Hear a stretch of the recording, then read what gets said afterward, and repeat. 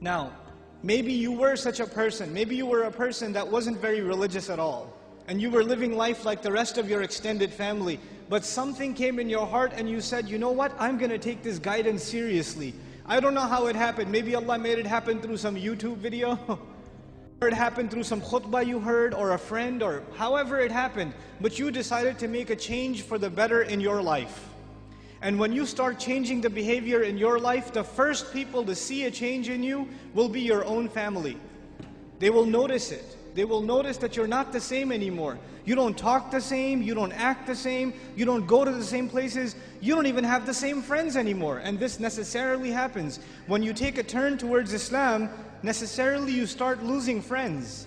Because your old friends used to do pretty bad things and now you can't do those things with them anymore, so you suffer a loss of friends. And at the same time, your family starts saying, you're acting a little too weird.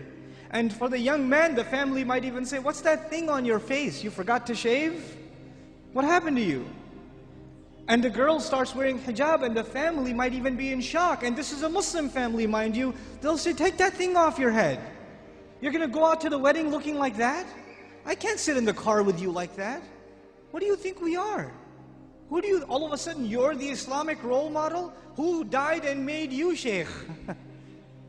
That all of a sudden we should be looking up to you. Remember what you were like last year, man? You were the party animal. Now you're going to go make salah? Yeah, seriously, please. We know what you're really like. In other words, not only have you lost your friends, from your family you get the nastiest kinds of sarcasm and criticism. All the time, all the time. Every chance they get, they say something to you. They say something about your beard. They say something about your habits of making salah. They say something about you going to the ICNA convention. They say something about putting your children in Islamic school. They say something about sending your children to Sunday school. Or you getting up for Fajr or Isha and going to the masjid. They'll have some comments for you. And those comments hurt. They burn pretty good. This happens to young men in the audience, where their parents start telling them to stop hanging out with their other Muslim friends, don't go to the masjid, don't waste your time. I wallahi myself know of stories where the father found out that in between classes, the son used to, because his classes were 3-4 hours apart, in between classes he used to go to the masjid to pray dhuhr and just study at the masjid, instead of studying at the library where there's plenty of things to look at. Might as well go make salah and pray in the masjid, I'll be safer that way. Dad finds out. You're becoming an extremist, son. And what is the extremism in the eye of the father? That the boy is making salah in the masjid. That's extremism for him. Subhanallah. Muslims themselves, you think non-Muslims are averse to Islam? Have you seen what Muslim families are doing to their own? What parents are doing to their children? I know of cases myself where parents said, we will not pay your college tuition. We will not look for a wedding made for you until you take that hijab off. We will not do it. We do not accept you as our daughter until you take that thing off. We will not show our face in public with you. You can't go with us anywhere. This is the mother telling. And you know what they'll say? What's amazing about that? They'll make you feel bad about yourself. They'll tell you, what kind of daughter are you? You should be ashamed of yourself. You're embarrassing your parents. We're Muslim, but we're not Muslim.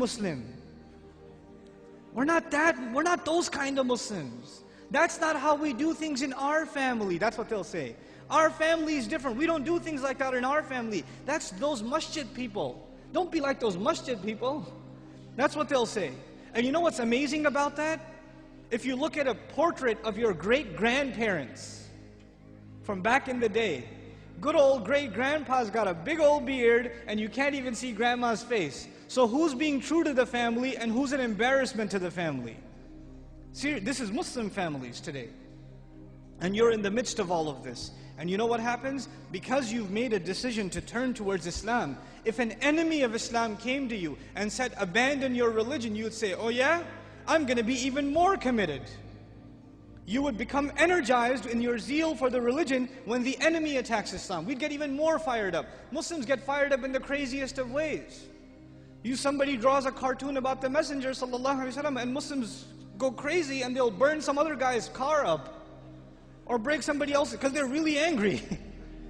But we get fired up when something happens, something questions the dignity of our religion, even if it makes sense or doesn't make sense. But when your own family comes and says, look, I love you, I'm worried about you, I don't want you to become this way.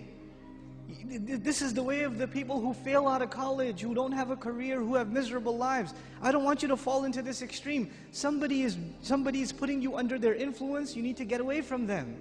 They're the ones pulling you away. So how do you deal with that? The most inappropriate response to this pressure is anger. And you know what? That is the most common response too. Your parents start yelling at you for growing the beard, and you're a young, hot-blooded guy. What do? Oh yeah? It's the sunnah. You can't tell me what to do. You're following culture, and I'm trying to follow Islam, and you slam the door in their face. Way to go. Because that's what Allah wants you to do, yell back at your parents. And they're just they're talking about your beard. What was Ibrahim's father talking about, alayhi salam? Was he talking about something small or something big? Go make sajda to idols, boy. And does he lose his cool? Does he get angry? We have to learn how to be with our parents. Even when they call you away from deen, it doesn't matter if they're Muslim or not. وَإِن جَاهَدَاكَ عَلَىٰ أَن تُشْرِكَ بِمَا لَيْسَ لَكَ بِهِ عِلْمٍ فَلَا تُطِعْهُمَا وَصَاحِبْهُمَا فِي الدُّنْيَا مَعْرُوفًا.